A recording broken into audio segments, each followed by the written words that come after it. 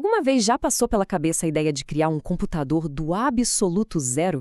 E não digo montar um PC com peças prontas. Digo projetar o cérebro dele, o coração, tudo dentro de um único e pequeno chip. Hoje a gente vai mergulhar nessa jornada fascinante e ver como uma peça genérica de silício se transforma numa máquina com um propósito único. É um verdadeiro ato de criação digital. Pensa só um pouco. Um computador que não foi feito para navegar na internet, nem para rodar jogos. Nada disso. Ele nasceu com uma única e exclusiva missão. Pode ser controlar um motor com uma precisão cirúrgica, sabe, ou processar um sinal de áudio em tempo real sem nenhum atraso. É exatamente nesse nicho que o hardware personalizado não só funciona, ele brilha. Ok, então por onde a gente começa? Bem, para criar qualquer coisa do zero, a gente precisa de uma tela em branco, certo? No nosso mundo, o mundo do hardware, essa tela é um tipo muito, mas muito especial de chip. E aqui está o nosso protagonista, o SoC FPGA. Imagine um chip que é tipo um 2 em 1. De um lado, ele tem um processador, um cérebro poderoso. Do outro, um campo imenso de circuitos lógicos que podem ser reconfigurados para se tornar qualquer circuito digital que se possa imaginar. É a fusão perfeita entre a inteligência do software e um hardware que é totalmente moldável. E quando eu digo campo imenso, não é exagero não. Um chip comum dessa categoria, como o Cyclone 5, tem cerca de 110 mil desses blocos lógicos. Cada um deles é uma pecinha minúscula e programável. Juntas, elas podem formar sistemas de uma complexidade que é de cair o queixo. Beleza, então a gente tem a nossa tela em branco. E agora? Como a gente começa a desenhar? Essa fase do projeto de hardware é como se a gente virasse um arquiteto. Só que em vez de prédios, a gente está planejando uma cidade digital inteira numa escala microscópica. E para isso, a ferramenta principal se chama Platform Designer. Pensa nela como se fosse a nossa planta baixa. É ali que a gente vai posicionar os nossos edifícios digitais, que são os componentes do sistema, e traçar as ruas que vão conectar todo mundo. E o processo é todo metódico, bem passo a passo. Primeiro, a gente escolhe os blocos de construção, que são os núcleos de IP. Depois, a gente conecta tudo usando o barramento Avalon. Pensa nele como as avenidas da nossa cidade digital, por onde os dados vão fluir. Aí, cada componente ganha um endereço único, tipo o CEP de uma casa.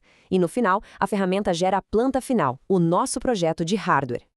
E o mais legal é que a gente não começa do zero absoluto. Existe um catálogo imenso de blocos prontos. Tem processadores, memórias, controladores para luzes e botões, temporizadores. E a cereja do bolo, a gente pode criar e adicionar os nossos próprios periféricos personalizados nesse sistema. Para a coisa não ficar só na teoria, vamos ver um exemplo prático. Um controlador de motor. Nesse sistema, o processador NOS2 é o cérebro, o maestro da orquestra. Ele coordena tudo.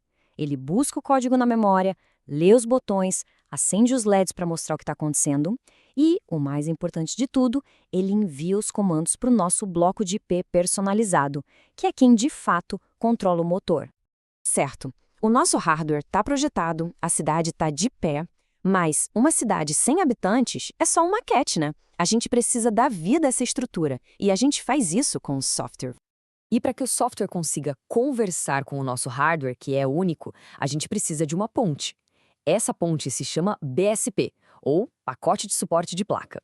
Pensa nele como um tradutor universal, um manual de instruções que é gerado a partir do nosso hardware. Ele diz para o software exatamente onde cada componente está e como falar com ele. Na hora de escrever o código, existem basicamente dois caminhos. Um é falar direto com o endereço de memória do componente. É super rápido, direto ao ponto. O problema, se o endereço mudar no projeto de hardware, o software quebra na hora. Outro jeito, que é mais inteligente, usa uma coisa chamada HAL, ou camada de abstração de hardware. Em vez de endereços, a gente usa nomes. Isso deixa o código muito mais robusto, fácil de ler e de dar manutenção. Muito bem! Temos a planta da cidade, que é o hardware, e temos os habitantes com suas instruções, que é o software. Chegou a hora mágica. Vamos unir tudo isso e dar vida a esse pedaço de silício. É um processo que a gente pode chamar de ignição em duas etapas. Primeiro, o arquivo de hardware, o .sof, é carregado no chip. Isso literalmente esculpe os nossos circuitos na malha lógica do FPGA.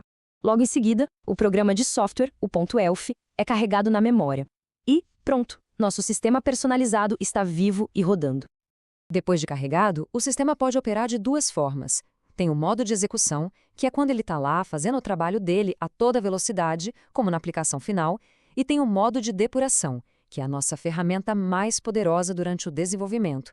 Com ele, a gente tem controle total para achar e consertar qualquer problema. E o poder que isso dá é absurdo. Dá para executar o código linha por linha, pausar a execução em pontos estratégicos e, o mais incrível de tudo, olhar o valor de qualquer variável ou o estado interno do processador em tempo real. É como ter um raio-x do sistema funcionando na sua frente. Mas, espera aí um pouco. E se o erro não estiver no software? E se o problema for na planta da nossa cidade, no projeto do hardware? Testar tudo pelo software pode ser um processo lento. E se houvesse um jeito de testar o hardware diretamente? Pois é, existe. E é para isso que serve o System Console. É uma ferramenta que permite que a gente, do nosso computador, envie comandos diretos para os componentes no chip, passando por cima do processador e do software. É uma linha direta com o hardware. A mágica por trás disso é o outro daqueles núcleos de IP, um bem especial chamado JTAG to Avalon Master Bridge. Ele funciona como um intérprete. Ele pega os comandos que a gente manda do PC e traduz para a linguagem que o sistema entende, a linguagem do barramento Avalon. E com isso, ele nos dá acesso total. E ver isso funcionando é impressionante. Com um comando simples de master write, a gente manda um valor para a porta dos LEDs e pá, eles acendem na placa na nossa frente. Com um master read, a gente lê a posição dos interruptores, é um feedback instantâneo direto do nosso hardware. E o melhor de tudo é que isso pode ser totalmente automatizado. Em vez de digitar comando por comando, a gente pode criar um script que faz uma sequência inteira de testes, como tipo acender os LEDs num padrão específico. Isso permite criar rotinas de verificação super complexas que garantem que o hardware está 100% perfeito, antes mesmo da gente escrever a primeira linha do software final. Então, recapitulando a jornada, a gente começou com uma tela em branco, o SOC FPGA. Depois, montamos nosso hardware como se fosse um Lego digital. Demos vida a ele com o software que se comunica por uma camada de abstração. E, o que é crucial, a gente testou o hardware diretamente para ter certeza de que a fundação do nosso projeto estava perfeita. Porque no final das contas, é exatamente isso. É um processo que pega um chip padrão, uma peça de silício que sai da fábrica igual a milhões de outras, e a transforma em algo completamente novo. Uma máquina única, especializada e perfeitamente construída para a tarefa que ela nasceu para executar. E isso tudo nos leva a uma última pergunta. Agora que todo esse processo foi desvendado, da ideia inicial até a máquina funcionando, que tipo de problema um chip personalizado poderia resolver? Com uma tecnologia dessas em mãos, as possibilidades são literalmente infinitas.